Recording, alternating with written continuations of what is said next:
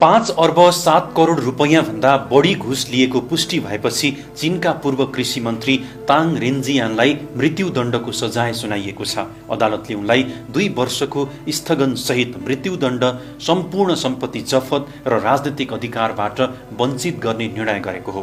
ताङले सन् 2007 देखि 2024 सम्म विभिन्न पदमा रहँदा घुस सङ्कलन गरेका थिए। अहिले उनलाई मृत्युदण्ड सुनाइएपछि चीनका जनतामा खुसियाली छाएको छ। यो खबरपछि सामाजिक सञ्जालमा नेपालमा पनि यस्तै कानुन हुनुपर्ने माग हुन थालेको छ। हाम्रो देशमा पनि यस्तै कानुन बनाउनुपर्छ, त्यसपछि मात्रै देश बन्छ।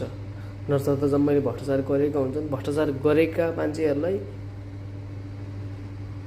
एकदम कडासँग सरकारी जागिरमा खान नपाउने, मन्त्री बन्न नपाउने, त्यसलाई सबै कुरामा वञ्चित गराउनुपर्छ र धेरै भ्रष्टाचार गरे भने त्यसलाई फाँसीसम्म दिनुपर्छ।